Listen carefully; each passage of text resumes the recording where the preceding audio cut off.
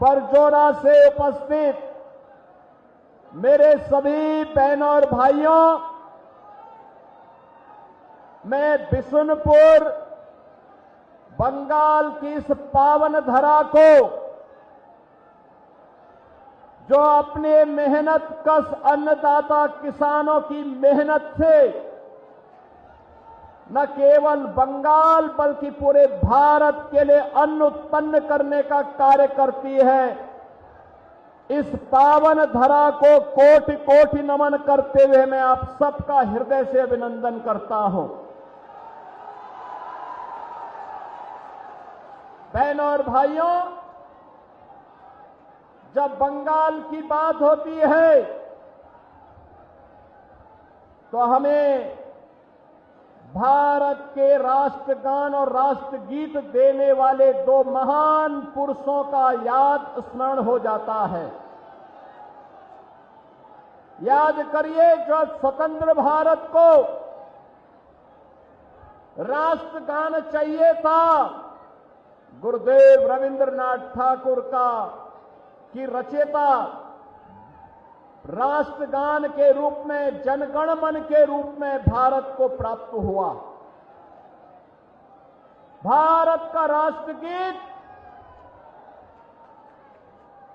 बंकिम चंद्र चट्टोपाध्याय का आनंद मठ का उपन्यास का अमर गीत राष्ट्रगीत बना, जिसने वंदे मातरम के माध्यम से भारत की जनचेतना को जागरूक करके हर भारतवासी के मन में भारत की स्वाधीनता का अलग जगाया। और जब राष्ट्रगीत वंदे मातरम के 150 वर्ष पूर्ण हो रहे हैं, तब बंगाल के इस चुनाव में हम सब आपके बीच में हैं। कभी देश की स्वाधीनता में वंदे मातरम ने अमर मंत्र बन करके पूरे भारत को एकता के सूत्र में जोड़ने का काम किया था। आज यही राष्ट्रगीत वंदे मातरम के 150 वर्ष पूर्ण होने पर मैं विश्वास के साथ कहने के लिए आया हूं, बंगाल में भी परिवर्तन होगा। बंगाल भी अब परिवर्तन की नई राह पर चल पड़ा है। आज की बंगाल की दुर्दशा को देख करके दुख होता है। बंगाल भारत की अध्यात्म की धरती, भारत की संस्कृति की धरती, भारत की कला और शिक्षा की धरती, बंगाल, जिस बंगाल ने भारत को कला दी है, संस्कृति दी है, अध्यात्म में एक से एक उच्च कोटि के आध्यात्मिक साधक दिए हैं, जिस बंगाल ने भारत को उद्यमता कैसे होती है ये दिखाया था। और याद करिए, आजादी के कुछ वर्षों तक भारत की जीडीपी का एक बड़ा हिस्सा बंगाल के हिस्से में आता था, बंगाल उसे उपलब्ध करवाता था। अपनी उद्यमिता से, अपने परिश्रम से, अपने कल कारखानों से, अपने युवाओं की प्रतिभा से, अपने श्रमिकों के श्रम से आज वह बंगाल पहले कांग्रेस ने, फिर वामपंथ ने और अब टीएमसी पिछले 15 वर्षों से उस बंगाल को अब कंगाल करने की दिशा में आगे बढ़ाए हैं। बहनों और भाइयों, याद करिए, कभी देश की आजादी के लिए इस बंगाल की धरती से खुदीराम बोस ने हंसते हंसते फांसी के फंदों को चुना था। यही बंगाल की धरती है जिस बंगाल की धरती ने भारत का आह्वान किया था, नेताजी सुभाष चंद्र बोस के माध्यम से कि तुम मुझे खून दो मैं तुम्हें आजादी दूंगा, ये बंगाल की ही धरती थी। बहन और भाइयों, बंगाल की धरती जिसने स्वामी विवेकानंद जैसा सन्यासी दिया, भारत का हर नागरिक, हर युवा जब भारत के अध्यात्म में जाने का प्रयास करता है, उसके सामने एक तस्वीर होती है, वह होती है स्वामी विवेकानंद की, रामकृष्ण परमहंस की। याद करिए, भारत के वैदिक ज्ञान की परंपरा को वैश्विक मंच तक पहुंचाने और भारतवासियों के मन में गर्व से कहो कि मैं हिंदू हूं, यह भाव पैदा करने का काम किसी सन्यासी ने किया था, तो वह स्वामी विवेकानंद है। बहन और भाइयों, ये बंगाल की धरती रामकृष्ण परमहंस की धरती है। ये बंगाल की धरती स्वामी विवेकानंद जी की धरती है। ये बंगाल की धरती भारत सेवाश्रम संघ के संस्थापक स्वामी प्रणवानंद की धरती है। लेकिन भारत की संस्कृति की आत्मा कही जाने वाले भारत के राष्ट्रवाद की इस धरती को टीएमसी ने तुष्टीकरण की धरती बना करके रख दिया है, लूट खसोट की धरती बना के रख दिया है, अराजकता की धरती बना करके रख दिया है।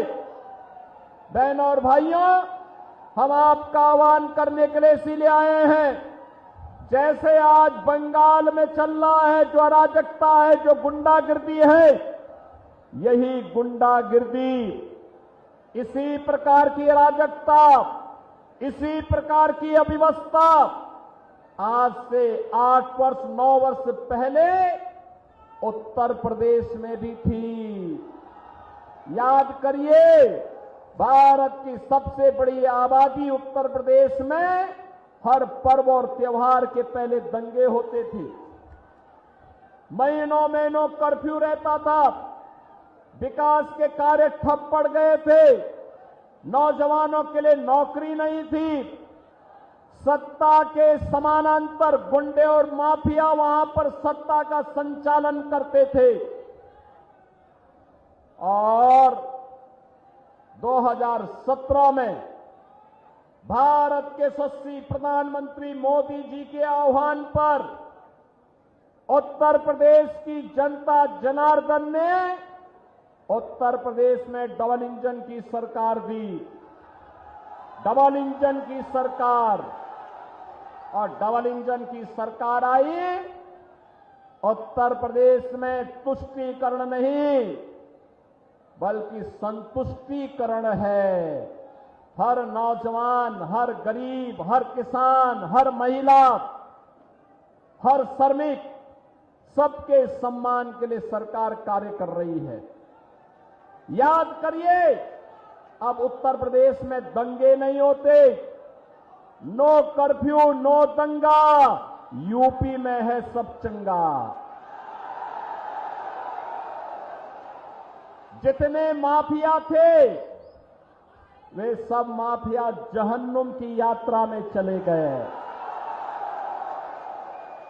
नहीं, अब कोई माफिया है वहां, अब कोई माफिया नहीं, कोई गुंडा नहीं।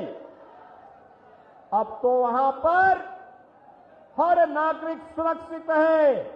और सुरक्षा का एहसास देखना हो, आज उत्तर प्रदेश भारत की इकोनॉमी में ग्रोथ इंजन के रूप में अपनी भूमिका का निर्वहन करता हुआ दिखाई दे रहा है।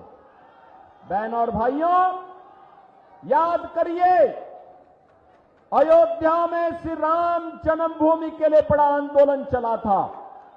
बंगाल के भी हमारे बहुत सारे कार सेवक गए थे। अयोध्या में राम मंदिर लोग कहते थे नहीं बन पाएगा, डबल इंजन की सरकार आई, बुलेट की स्पीड से आज अयोध्या में भव्य राम मंदिर का निर्माण भी हो गया है। और इसीलिए मैं आपसे कहने के लिए आया हूं, मोदी जी दिल्ली में और बंगाल में बीजेपी की गवर्नमेंट लेके आइए। डबल इंजन की भाजपा की सरकार दंगाइयों का इलाज कर देगी, दंगाइयों का। ये जो टीएमसी और वामपंथ के जितने भी गुंडे हैं, इनका उपचार किसी के पास है तो अब बीजेपी की डबल इंजन सरकार के पास है। मैं देख रहा था यहां पर कितना अत्याचार यहां पर हुआ है। हम देख करके आश्चर्य करते हैं किस प्रकार का तांडव हुआ था। हमारे कार्यकर्ता सुमन बावरी को गोली मार दी गई, स्वरूप घोष, पलाश घोष, उत्पल दास जैसे कार्यकर्ताओं के घर उजाड़ दिए गए। तृणमूल के गुंडों ने सुशोभन का हाथ काट दिया गया। पात्र शायर के कोने कोने में ऐसे अनगिनत उदाहरण भरे पड़े हैं। बहनों और भाइयों, हमें दुख होता है बंगाल का किसान और बिशनपुर का किसान तो अन्न उत्पादन करने वाला, भारत का पेट भरने वाला हमारा अन्नदाता किसान है, लेकिन उसको दाम नहीं मिल पा रहा। यहां पर आलू उत्तर प्रदेश के अंदर आज के दिन पर 15 से 16 रुपया किलो उसका दाम मिल रहा है और बंगाल में 1 से 1.5 रुपया। ये यहां के किसानों का शोषण है और इस सरकार के संरक्षण में, टीएमसी की सरकार के संरक्षण में इस प्रकार का शोषण हो रहा है। हम देख रहे हैं यहां पर किसान भारी कर्ज लेने को मजबूर है, डिप्रेशन का शिकार है। बंगाल को फिर से उस त्रासदी की ओर ले जाने का कार्य ये टीएमसी की सरकार कर रही है, जिसका उल्लेख 150 वर्ष पहले आनंद मठ के माध्यम से बंकिम चंद्र चट्टोपाध्याय ने बंगाल की त्रासदी की चर्चा की थी। वह उस समय अकाल था और आज सरकार के द्वारा पोषित गुंडों के द्वारा जो शोषण हो रहा है, उस शोषण, उस पलायन, उस बेरोजगारी, बंद हो रहे कल कारखाने, अन्नदाता किसान हताश और निराश की स्थिति में आज बंगाल के अंदर मजबूर होकर के यहां पर अन्याय और अत्याचार सहने के लिए मजबूर है। बहनों और भाइयों, मैं तो आपको एक ही बात के लिए कहूंगा, याद करिए भाजपा की डबल इंजन की सरकार जहां आई है वहां इंफ्रास्ट्रक्चर आया है, वहां उद्योग आया है, वहां नौजवानों के लिए नौकरी आई है, वहां पर बहनों के लिए रोजगार और नौकरी की सुविधा उपलब्ध हुई है, उनकी सुरक्षा सुनिश्चित हुई है, व्यापारी और उद्यमी सुरक्षित महसूस कर रहा है, कहीं भी कोई अव्यवस्था नहीं है, हर एक को सुरक्षा की गारंटी है। वहां पर प्रदेश तेजी के साथ आगे बढ़ रहा है, हर अन्नदाता किसान का सम्मान है, हर नौजवान के हाथ को कार्य है और वहां पर हर गरीब के लिए आगे बढ़ने की नई संभावनाएं हैं। उत्तर प्रदेश में 15 करोड़ गरीबों को फ्री में राशन की सुविधा का लाभ डबल इंजन की भाजपा की सरकार कर रही है। 10 करोड़ लोगों को यूपी के अंदर वहां पर आयुष्मान भारत में 5 लाख रुपए स्वास्थ्य की सुविधा प्राप्त हो रही है। याद करिए, 65 लाख गरीबों को प्रधानमंत्री आवास योजना का लाभ अकेले यूपी में प्राप्त हो गया है। बेहतर स्वास्थ्य की सुविधा प्राप्त हो रही है, अच्छी शिक्षा प्राप्त हो रही है। हमने अब तक उत्तर प्रदेश में 9 लाख नौजवानों को गवर्नमेंट की जॉब दी है और यही नहीं, 3 करोड़ से अधिक नौजवानों के लिए उद्योगों में भी नौकरी की व्यवस्था की है। बहनों और भाइयों, यह कार्य बंगाल में भी हो सकता है। बंगाल अपने वैभव की पुनर्स्थापना कर सकता है।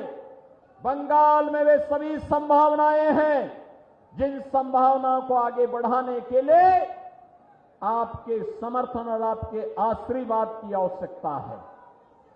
याद करिए किस हद तक तुष्टीकरण होता है आज बंगाल में। याद करिए 1905 में जब ब्रिटिशर के द्वारा बंगाल विभाजन की साजिश रची गई थी, तब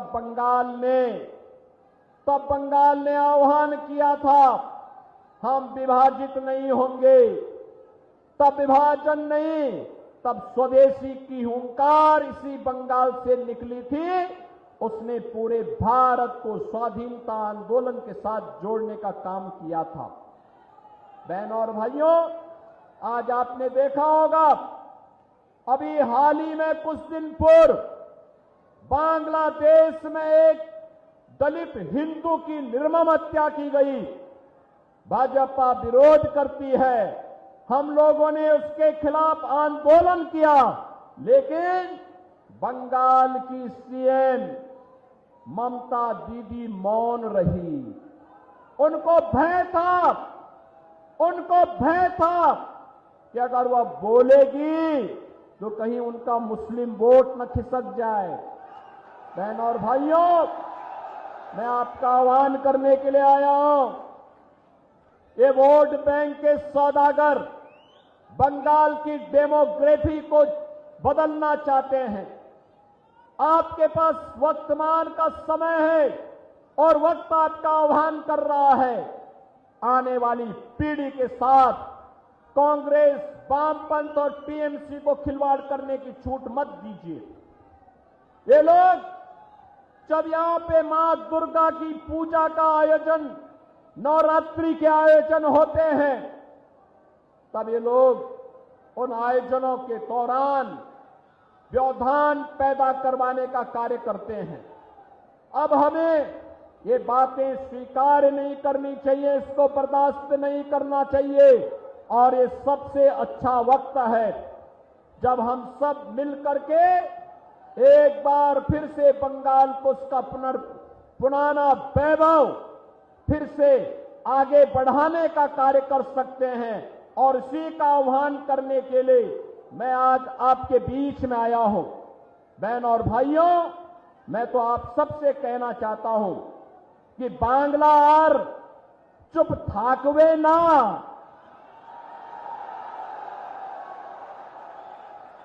अब खेला बंद होगा और विकास शुरू होगा। एक बार खेला शेष, उन्नयन शुरू। और इसके लिए डबल इंजन की भाजपा की सरकार आवश्यक है। डबल इंजन की सरकार के लिए मैं आपका आह्वान करने के लिए आपके बीच में आया हूं। आप सबसे कहने के लिए भारतीय जनता पार्टी और एनडीए ने सोनामुखी से दिवाकर घमारी को फिर से अपना प्रत्याशी बनाकर आप उतारा है। इंदाज से निर्मल धारा बीजेपी और एनडीए के प्रत्याशी आपके बीच में आए हैं। बरजोरा से बिलेश्वर सिंघा अपना प्रत्याशी बनकर के आपके बीच में आए हैं। आपका आशीर्वाद इन्हें प्राप्त होगा, आशीर्वाद मिलेगा। कमल चुनाव चिन्ह पर आशीर्वाद मिलेगा। दोनों हाथ उठा करके आशीर्वाद दीजिए, दोनों हाथ उठा करके। सभी लोग सहमत हैं, विजयी बना करके भेजेंगे। दोनों हाथ उठा करके मेरे साथ बोलेंगे, भारत माता की, भारत माता की, भारत माता की, वंदे वंदे वंदे, जय श्री राम, जय जय श्री